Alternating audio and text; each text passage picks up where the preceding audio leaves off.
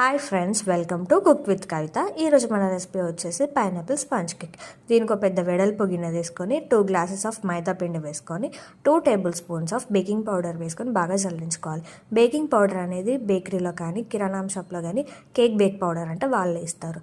అలా జల్లించుకున్న తర్వాత చేతితో 2 నిమిషాలు ఇలా తిప్పుకొని 1 గ్లాస్ ఆఫ్ వెన్నపూస, 1 glass of sugar, 1 glass of eggs తీసుకోవాలి. 2 గ్లాసెస్ ఆఫ్ మైదా పిండికి ఈ క్వాంటిటీతో చేస్తే మనకి కేక్ అనేది మంచిగా టేస్టీగా స్పాంజీగా వస్తుందన్నమాట.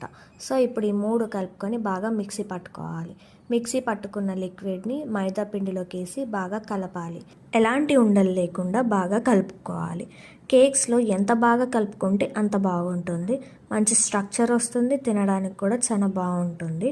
సో మనము దీన్ని 15 నిమిషాల నుంచి 20 నిమిషాల వరకు బాగా మిక్స్ చేసిన తర్వాత 2 table spoons of pineapple essence వేసుకోవాలి. ఇది సూపర్ మార్కెట్లో దొరుకుతుంది అండ్ బేకరీలో కూడా దొరుకుతుంది. సో దీన్ని కూడా కలుపుకొని ఒక 5 నిమిషాలు పక్కన పెట్టుకోవాలి.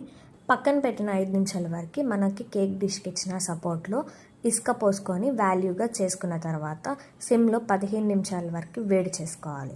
మనం ఇప్పుడు కేక్ డిష్లో వెన్నపూస రుద్దుకొని బాగా, వెన్నపూస ఎందుకు రుద్దుకుంటున్నాం అంటే కేక్ అతుక్కోకుండా ఉండడానికి వెన్నపూస రుద్దుకుంటున్నాం. సో వెన్నపూస రుద్దుకున్న తర్వాత మనము ఆల్రెడీ కలిపి పెట్టుకున్న కేక్ పిండిని వేసుకొని ఇలా సమానంగా అద్దుకోవాలి. నేను ఎందుకు సమానంగా అని చెప్తున్నానంటే కేక్ అనేది ఈవెన్గా కుక్ అవ్వడానికి. సో ఇలా వేసుకున్న తర్వాత చేతితో కూడా మంచిగా సమానంగా చేసి ఒకసారి పైకి కిందకి ఇట్లా అనుకున్న తర్వాత ఇందాక వేడి చేసుకున్న సపోర్ట్ మీద పెట్టుకొని మూత పెట్టుకొని ఒక 10-15 నిమిషాల వరకు కుక్ చేసుకోవాలి. కేక్ కుక్ అవ్వడానికి 45 మినిట్స్ టైం పడుతుంది. సో ఒక 10 మినిట్స్ తర్వాత ఇలా తీసి జీడిపప్పులు, కిస్మిస్లు వేసుకొని గార్నిష్ చేసుకోవాలి. ఇలా గార్నిష్ చేసిన దాన్ని స్పూన్తో కానీ నైఫ్తో కానీ ఒత్తుకోవాలి. ఎందుకంటే బేక్ చేసినప్పుడు కేక్ ఉబ్బుతుంది కాబట్టి అవి బయటకు రాకుండా ఉండడానికి. ఇలా గార్నిష్ చేసిన వాటిని మూత పెట్టుకొని 15 నిమిషాల వరకు చూస్తే ఇలా అవుతుంది. దాని తర్వాత మళ్ళీ ఒక 15-20 నిమిషాల వరకు చూస్తే ఇలా బ్రౌనిష్ కలర్లో వస్తుంది.